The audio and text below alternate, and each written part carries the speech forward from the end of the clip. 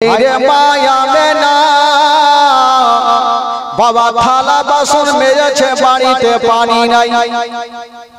ও যুবক বন্ধুরা, আমেনা ভাবছেন আল্লাহ আমার বাড়িতে পানি নাই, কিন্তু আমার শ্বশুর আব্বা আমাকে বাইরে যেতে নিষেধ করেছে। আল্লাহ এখন যদি আমি পানি না পাই তবে থালা বাসন ধোবো কেমনে? আর থালা বাসন যদি না ধুই আমার আব্বা জানকে খাবার দেব কেমনে? আব্দুল মুত্তালিব নিষেধ করেছে, আমেনা যাচ্ছেন না। থালা বাসন মেজে বসে আছেন যে পানি নেই যে ধুয়ে সুন্দর করে পরিষ্কার করবে। কিন্তু বাড়ির বাইরে একটা কুয়া ছিল, যেটাকে আমরা ইনারা বলি কুয়া। তো ওই কুয়াতে অনেক মা বহিনেরা পানি আনতে গিয়েছিল। তো আমেনা ভাবছেন যে আমিও যাব আর কিছু পানি নিয়ে চলে আসব, দূরে তো নাই কাছে আছে। মায়া আমেনা যেমনই বাড়ি থেকে বাইরে গিয়েছেন বন্ধুরা,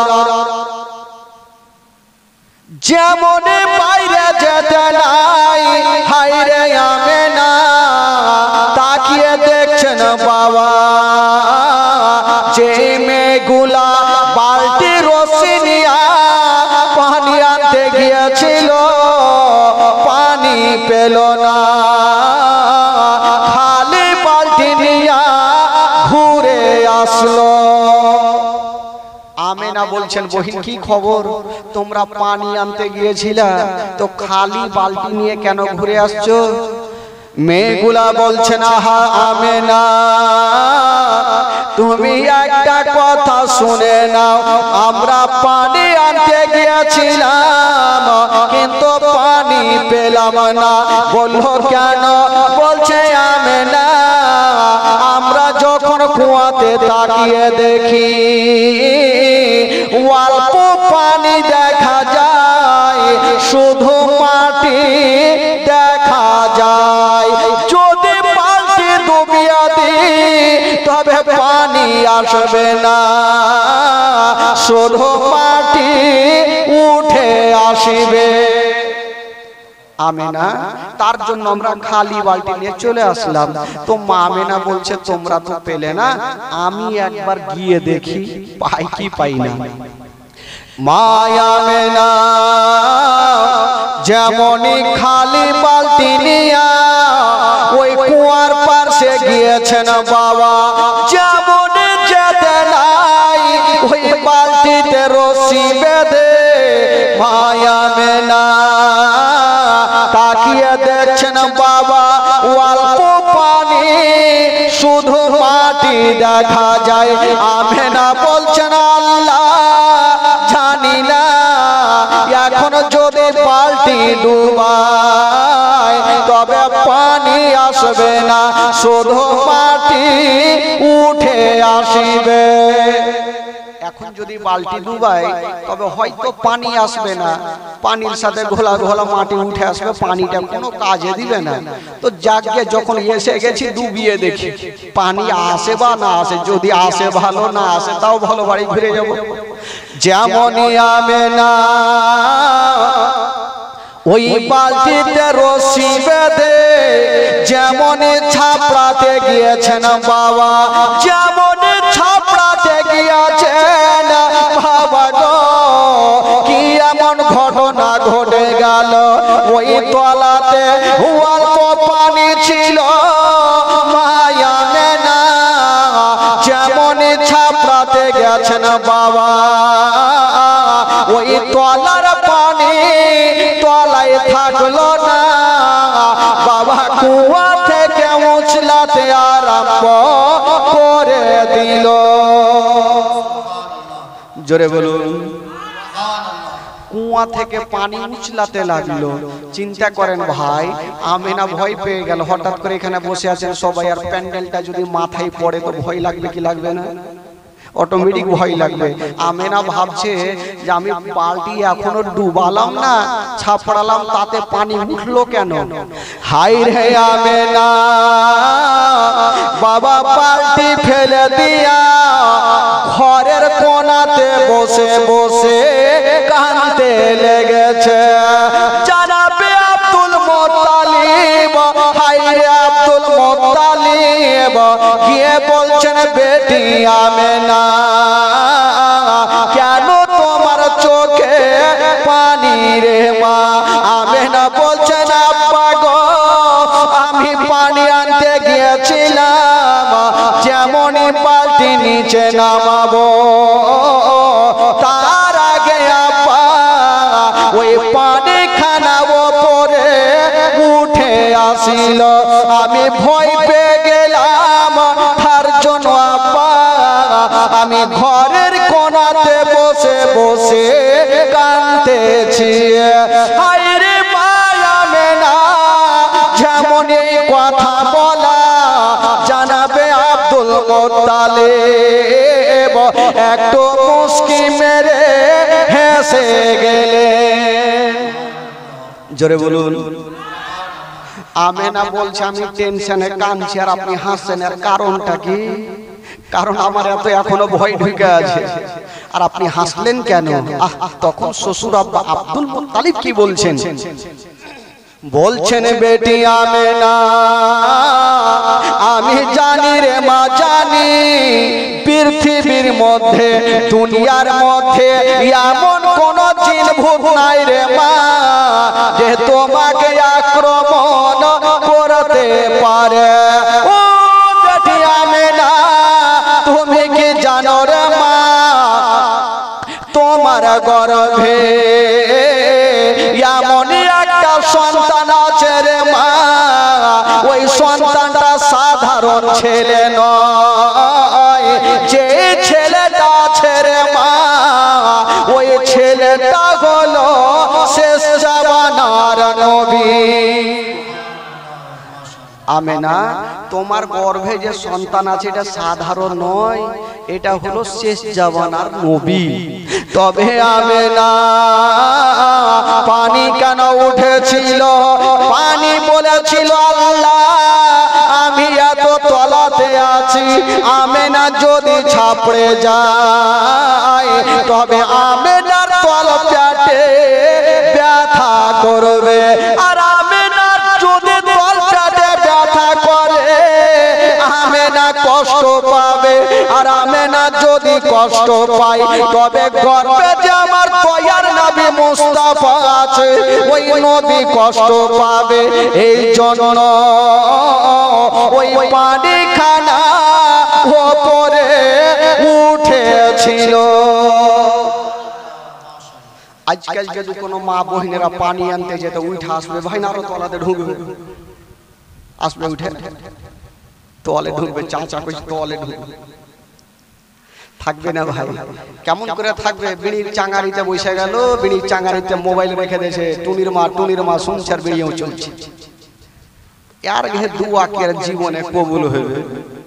আমার নবী, বাবা গো, আমেনার গর্ভে যে আমার নবী, পানি বলছেন আল্লাহ, এখন যদি আমি তলাতে থাকি তো আমেনা আমাকে নেওয়ার জন্য ছাপড়ে যাবে, আর আমেনা যদি ছাপড়াই তো তল পেটে ব্যথা করবে, আর যদি আমেনার পেটে ব্যথা করে তো নবী যে গর্ভে আছে নবী কষ্ট পাবে, আর নবীকে যদি কষ্ট দেওয়া যায় আমার আল্লাহ নারাজ হবে, আর আল্লাহ যদি নারাজ হয় তবে জান্নাত পাওয়া যাবে না, জাহান্নাম গ্যারান্টি।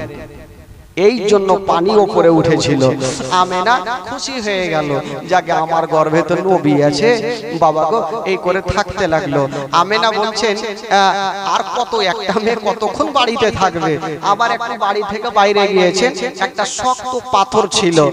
মা আমেনা যেমনই শক্ত পাথরে নিজের পাখানা দিয়েছেন বাবা, যেমনই পাখানা দেওয়া ওই শক্ত পাথর খানা বাবা শক্ত থাকলো না, ওই পাথর খানা বাবা তুলার মতো নরম হলো। তুলা তুলার মতো নরম। আমেনা আবার ভয় পেয়ে গেল। আব্দুল মুত্তালিব বলছেন আমেনা আবার ভয় করিও না মা, পাথর কেন নরম হয়েছিল? পাথর যদি ভাবছে আমি শক্ত এত, যদি আমেনা নিজের তালু আমার উপরে দেয়, আমেনার তালুতে ব্যথা করবে, আর আমেনা কষ্ট পাওয়া নবী কষ্ট পাবে, আর নবী কষ্ট পাওয়া মানে আল্লাহ নারাজ হবে। এই জন্য ওই পাথরখানা তুলার মতো নরম হয়ে যেত। জোরে বলুন সুবহানাল্লাহ। বাবা গো, এই করে করে দিন যাই, সময় কাটে। এবার আমার নবী দুনিয়াতে চলে আসবেন। বাবা নবী দুনিয়াতে চলে আসবেন। আমেনা একদিন অন্ধকারে ঘরের মধ্যে বসে আছেন, একাই বসে আছেন। তো কয়েকজন ফারিস্তা আমার আল্লাহকে আরজ করছেন, আল্লাহ আজকে যদি আপনার নবী দুনিয়াতে আসে তবে আমেনা একাই কষ্ট পাবে। কারণ আজকাল দেখবেন মা বোনদের যখন সন্তান হয় তো আশেপাশের মা বোনেরা সাহায্যের জন্য ওই মায়ের কাছে ছুটে যায় কি যায় না ভাই? একটু হ্যাঁ হু করে সবাই যায়, আমার মা আপনার মা সবারই মার কাছে ছুটে যায় আশেপাশের মা বোনেরা। কিন্তু আমেনার কাছে কেটে যাবে? আমেনা তো একাই ঘরে। ফারিস্তারা বলছেন আল্লাহ গো, যদি জান্নাত থেকে কয়েকটা নারী পাঠিয়ে দেন আমেনার কাছে তবে আমেনার বড় সুবিধা হবে। আমার আল্লাহ বলছেন তোমরা বলবে তাহলে পাঠাবো, যাও জান্নাত থেকে কয়েকটা নারীকে ডাকো। তো জান্নাত থেকে 4টা নারীকে ডাকা হলো। কটা ভাই? 4টা চলে আসলো। আমার আল্লাহ বলছেন যাও, তোমাদের আবার দুনিয়াতে যেতে হবে। মেয়ে 4জন বলছেন আল্লাহ দুনিয়াতে কোথায় যাব? পৃথিবীর ওড় খুঁজে পাওয়া যায় না, কোন জায়গাতে যাব? বলছেন যা পৃথিবীর নবী হলো মক্কা শরীফ, তোমরা মক্কা শরীফে চলে যাও। মেয়ে 4জন বলছেন আল্লাহ মক্কাতে একটা বাড়ি নাই, 2টা বাড়ি নাই, আমরা কার বাড়ি যাব?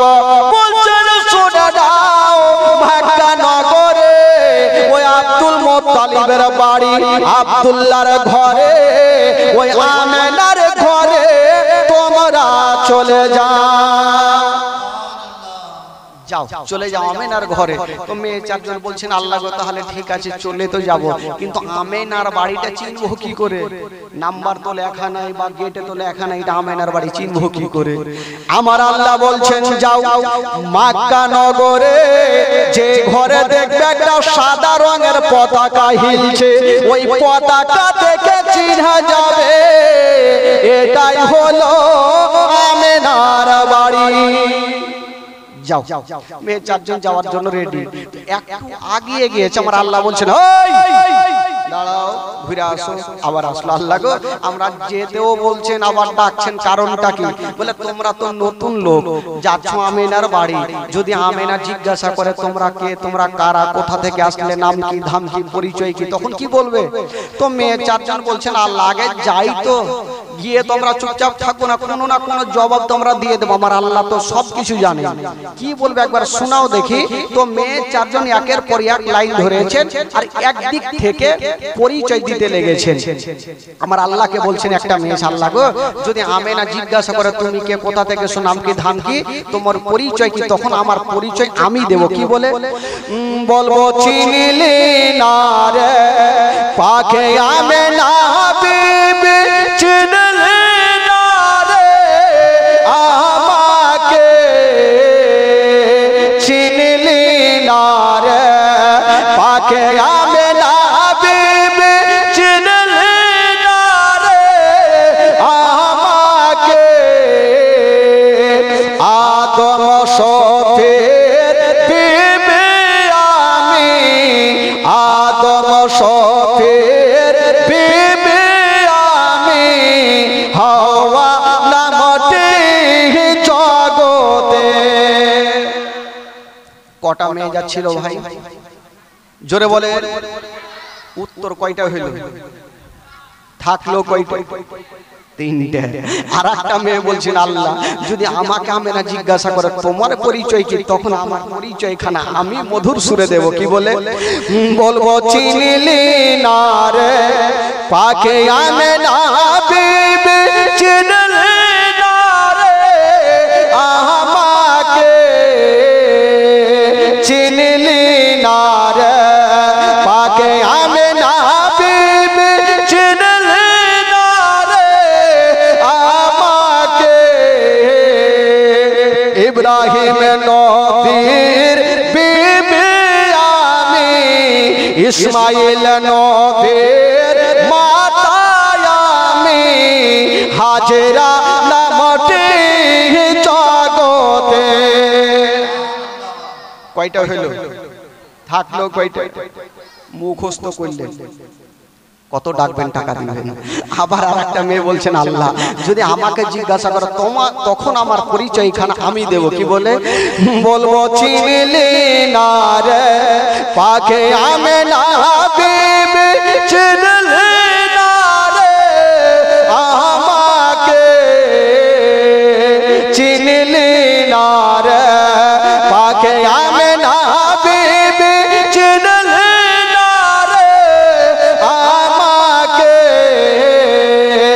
ঈশা নবীর মাতায় আমি, ঈশা নবীর মাতায় আমি, মারিয়ম নামটি কোরআনে। এবার থাকলো কয়টা? একটা মেয়ে চুপচাপ বসে আছে, মন খারাপ। আমার আল্লাহ বলছে তোমার মন কেন খারাপ? তুমি কি বলবে?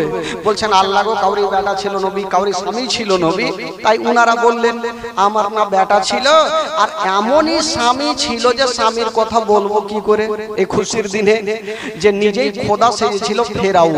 আল্লাহ গো তাও যদি জিজ্ঞাসা করে আমার পরিচয় খান আমি দেব। বলবো চিনলি না রে পাকে আমেনা বিবি, চিনলি না রে আমাকে, চিনলি না রে পাকে আমেনা বিবি, চিনলি না রে আমাকে। খোদাই দাবি করাই ফেরাউনের বিবি, খোদাই দাবি করাই ফেরাউনের বিবি, আসিয়া নামটি জগতে।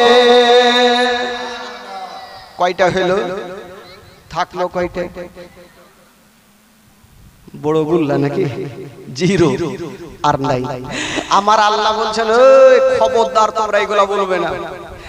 আমার কি বলে আমেনা যদি জিজ্ঞাসা করে তোমরা কে, তোমরা কারা, কোথা থেকে এসছো, নাম কি, ধান কি, তোমরা একটাই উত্তর দিও আমেনা তোমার গর্ভে যে সন্তান আছে এই সন্তান দুনিয়াতে আজই আসবে, তাই আমরা তার খাদেমা হিসাবে তোমার বাড়িতে এসেছি, এই কথাই বলবে।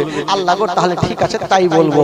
এইদিকে চারজন নারী জান্নাতি রুমার হাউজে কাউসারের পানি নিয়ে যাচ্ছেন আমেনার বাড়িতে, আর ওইদিকে রাত আর দিন ঝগড়া লাগানো। মানুষের মধ্যে যেমন ঝামেলা হয়, দিন আর রাত ঝামেলা। কেমন করে? দিন বলেছিলেন আল্লাহ গো কেমন কেমন শুনলাম, বললো কি?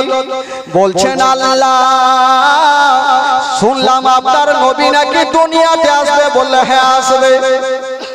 দিন বলেছিলেন আল্লাহ এত বড় নবী হয়নি আর হবে না। আপনি কাউকে বলেছেন কালিমুল্লাহ, কাউকে বলেছেন ইব্রাহিম খলিলুল্লাহ, আর আপনার শ্রেষ্ঠ নবীকে বলেছেন আনতা হাবিবুল্লাহ।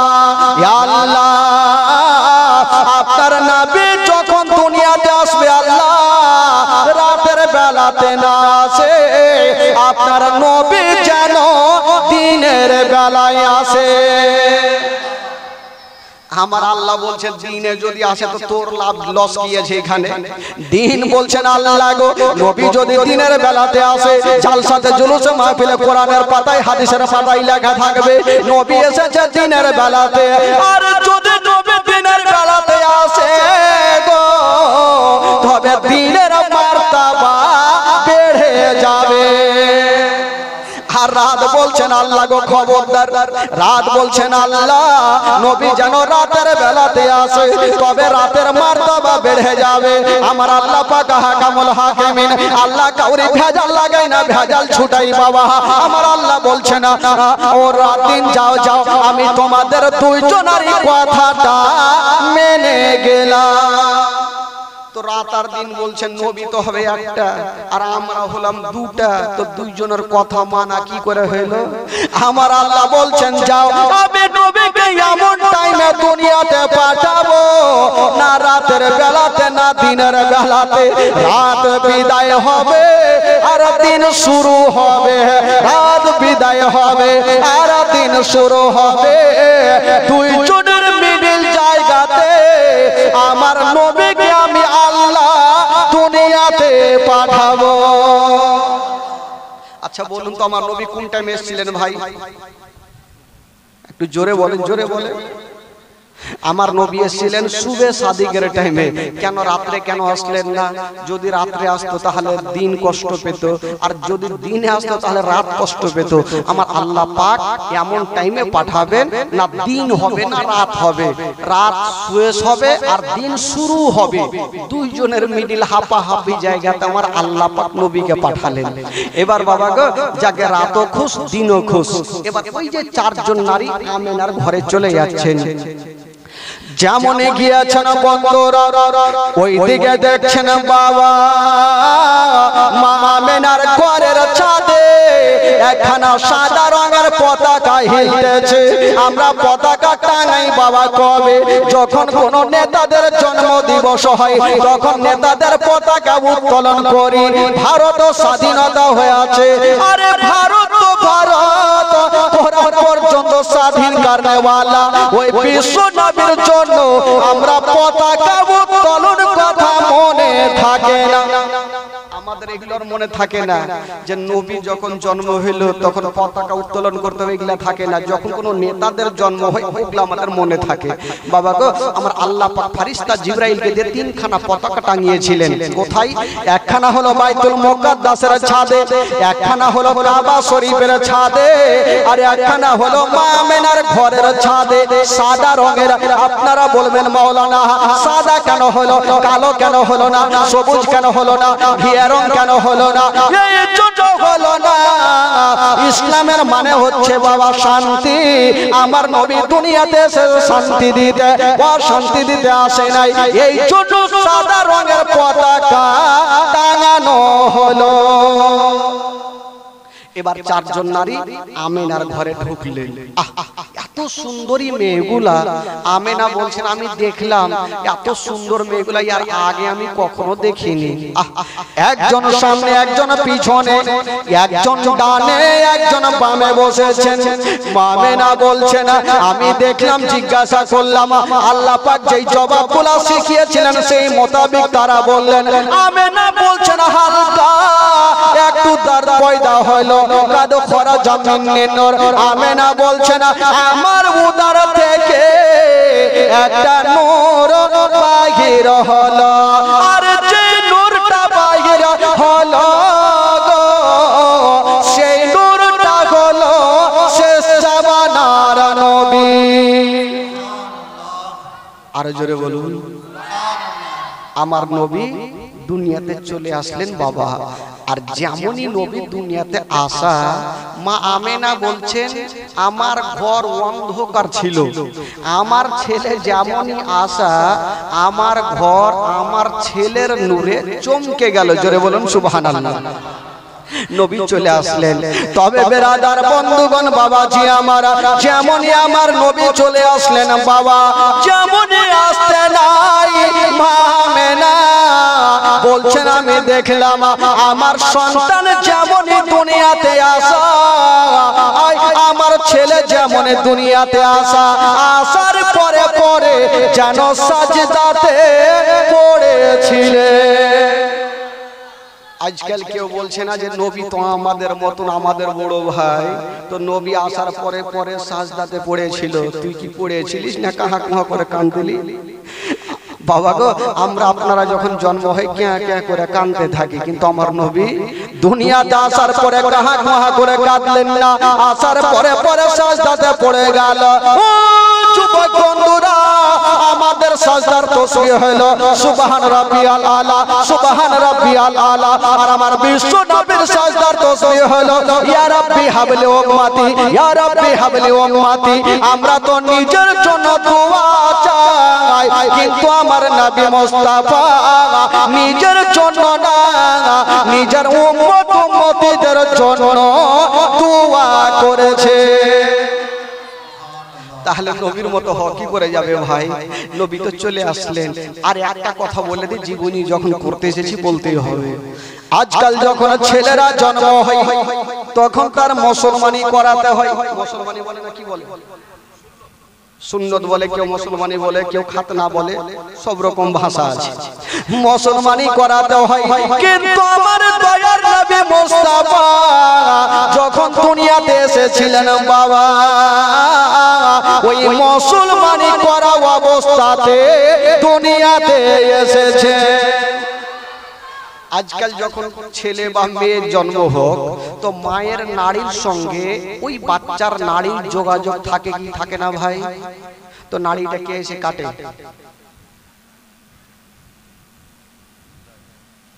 একটা ইয়ার আগে কোনটা জীবনী করছে বলে কে কাটে? বলে চামান্ডি কাটে। যা পাইলো বলে দিল। তো নাড়ি কাটতে হয়, না কাটলে হয় না ভাই। কিন্তু আমার নবী মুস্তাফা বাবা গো যখন দুনিয়াতে এসেছিলেন বাবা, মায়ের নাড়ির সঙ্গে আমার নবীর নাড়ির কোনো যোগাযোগ ছিল না। নাড়ি কাটা অবস্থাতে দুনিয়াতে এসেছিলেন বাবা গো। এবার নবী চলে আসলেন, আর যেমনই আশা আমার নবীর নূরে সারা জগৎ আলো হয়ে গেল। এই জন্য তো উর্দু কবি। এবার আসুন, একটু মনটা চাঙ্গা না করলে ফের হয় না। তো মনে যখন কালি লেগে যাবে তখন বাড়ি যাবে। তো মনে কালি লাগতে দিব না ভাই, যতক্ষণ বসাবো তো কালি নিয়েই বসাবো এখানে। এবার আমার নবী দুনিয়াতে চলে আসলেন বাবা, আর যেমনই আশা মা আমেনা বলছেন, আমি দেখলাম আমার ঘর অন্ধকার ছিল, আমার সন্তান যেমনই আসা আমার ঘরখানা আমার ছেলের নূরে চমকে গেল। জোরে বলুন সুবহানাল্লাহ। আমেনা বলছেন শুধু আমার ঘর তো ঘরের মধ্যে ছিল, বলছেন আমার ছেলের নূরে গোটা মক্কা নগর আলো হয়েছিল। জোরে বলুন। আমেনা বলছেন মক্কা তো দূরের কথা, বলছেন মক্কা থেকে মদিনা পর্যন্ত আমার ছেলের নূরে চমকে গেল। আর মদিনা তো দূরে থাক, বলছেন কিতাবের মধ্যে মদিনা থেকে ওই মুলকে শাম ঘোড়ায় চড়ে 15 দিন সময় লাগে। ওই মুলকে শামের দেওয়ালগুলা আমার ছেলের নূরে চমকে গেল। জোরে বলুন। আর নবী আসলেন বাবা দুনিয়াতে। আর যেমনই আশা সেই দিন আমার নবীর দাদু জান। আচ্ছা বলুন তো আমার নবীর দাদু জানের নাম কি গো? জোরে বলেন। Abdul Muttalib. আব্দুল মুত্তালিব সেদিন বাড়িতে ছিলেন না। কোথায় ছিলেন? কাবা শরীফের তওয়াফ করছিলেন। হঠাৎ করে দেখছেন বন্ধুরা ওই কাবার দেওয়ালগুলা হিলচার। বলছেন ওগো আব্দুল মুত্তালিব দেরি করো না, তাড়াতাড়ি করে বাড়ি যাও আপনার বেটা আব্দুল্লাহর ঘরে। খোদা একটা এমন নূরের বাতি দিয়েছে যাকে দেখার জন্য আল্লাহর ফেরেশতারা লাইন দিয়েছে। ওগো আব্দুল মুত্তালিব একটা কথা শুনো, আমি কাবা, আজকে যদি আপনি আমার কাবাতে না থাকতে তবে আমি কাবা নিজেই নবীকে দেখতে চলে যেতাম। কাবা বলছেন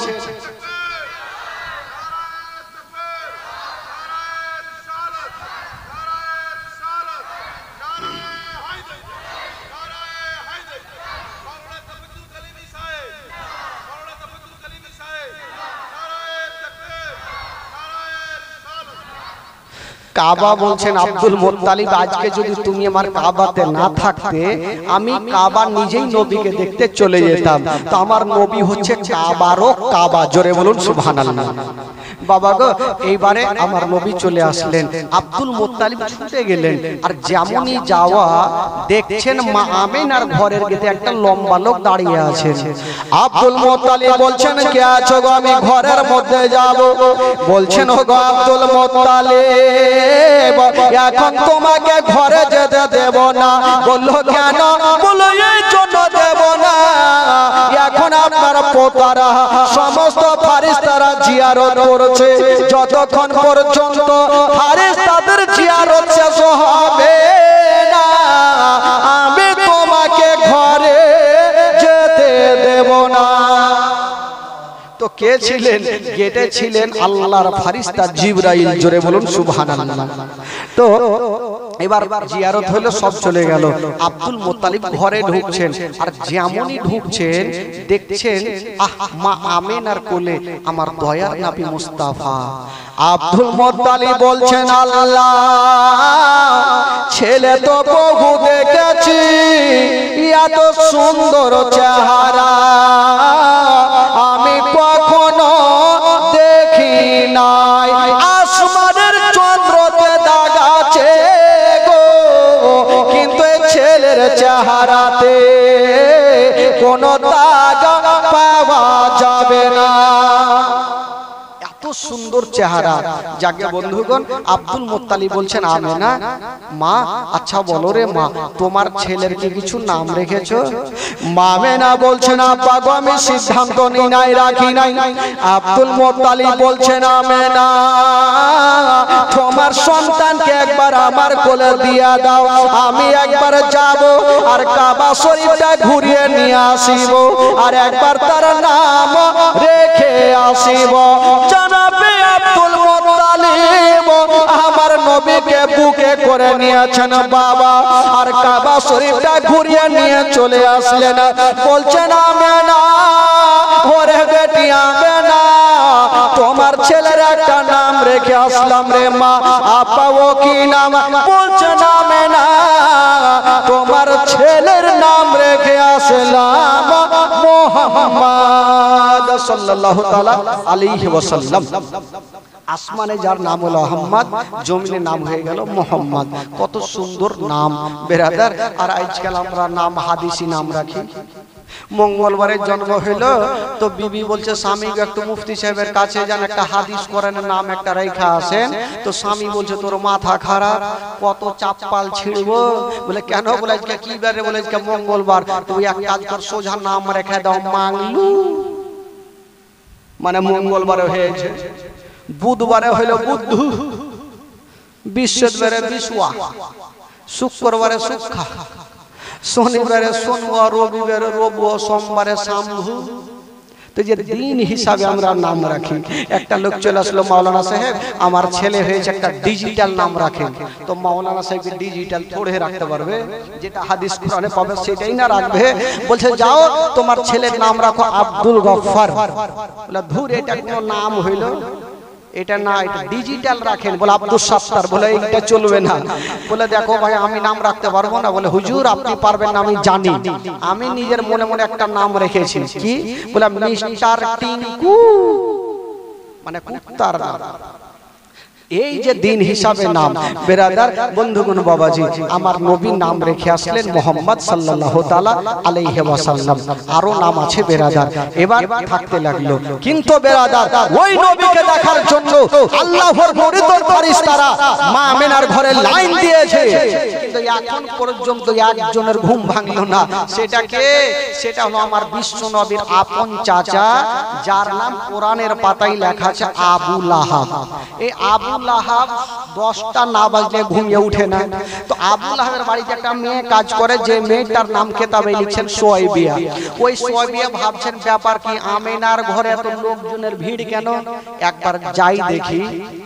যেমনই সুয়াইবিয়া গিয়েছেন বাবা, আমেনার ঘরে যেমনই ঢোকা, হায়রে আমার নবীর চেহারা আসমানের চন্দ্রতে দাগ আছে গো, আমার নবীর চেহারাতে কোনো দাগ পাওয়া যাবে না।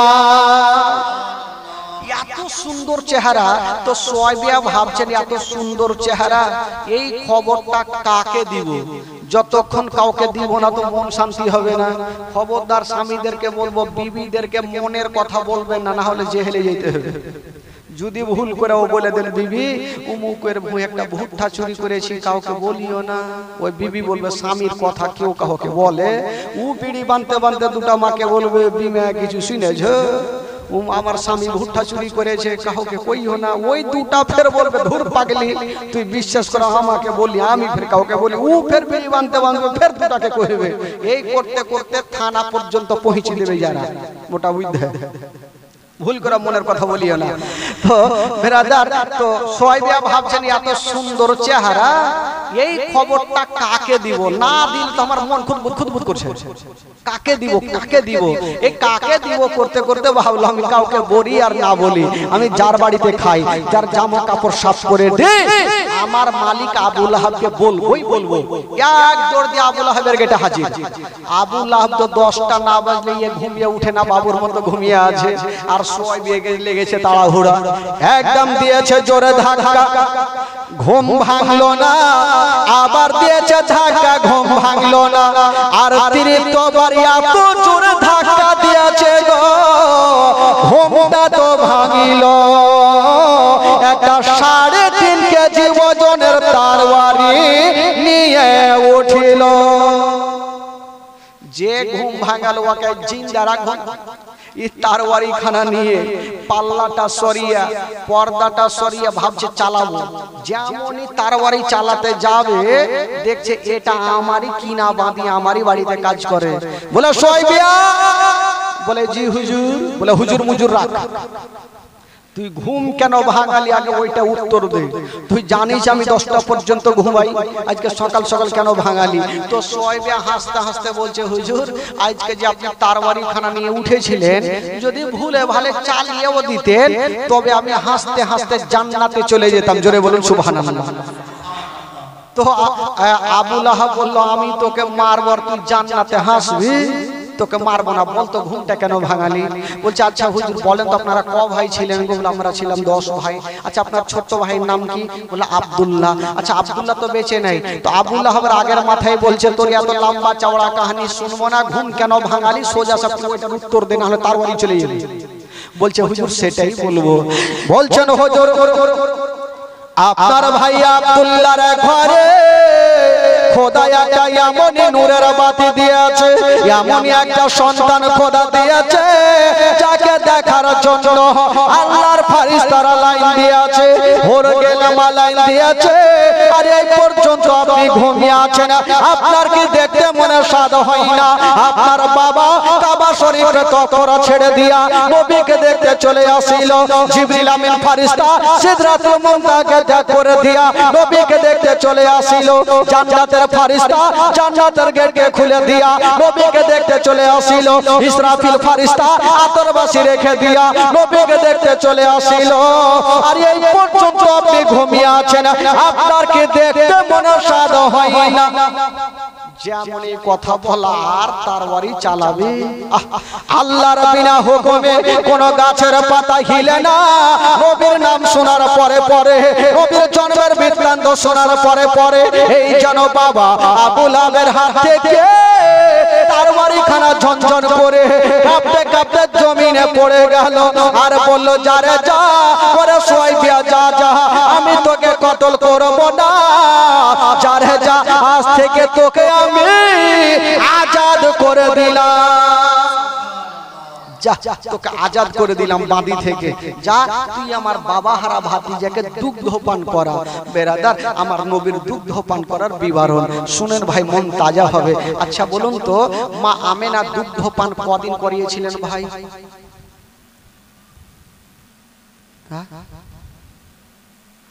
বড় বড় চোখ করে দেখছে, কেউ জানে না?